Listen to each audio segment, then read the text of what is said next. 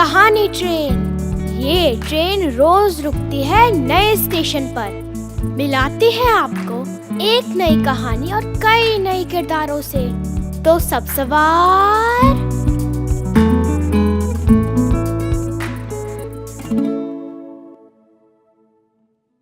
आज की हमारी कहानी है आ गई नींद और इसे लिखा है मनोहर चमोली ने। चांदनी रात थी। नदीमा को नींद नहीं आ रही थी। अम्मी उसे कहानी सुनाने लगी। नदीमा ने पूछा, अम्मी, क्या चांद को जाड़ा लगता है? अम्मी हंसते हुए बोली, हाँ, बेचारा अकेला आसमान में ठिठुरता जो रहता है।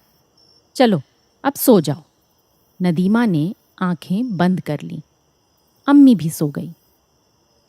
एक भेड़ नदीमा के पास आई और बोली, नदीमा, ये लो मेरी ऊन, चांद के लिए स्वेटर बुन लेना। मकड़ी ने कहा, स्वेटर मैं बुन देती हूँ।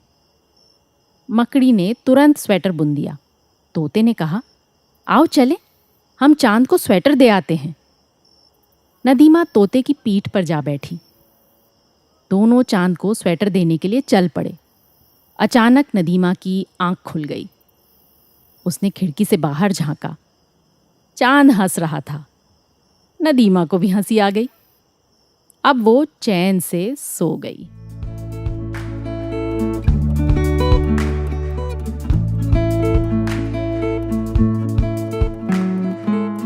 आशा है ये कहानी आपको पसंद आई होगी। ये कहानी आपके लिए लाए रेखता, नई धारा और प्रथम।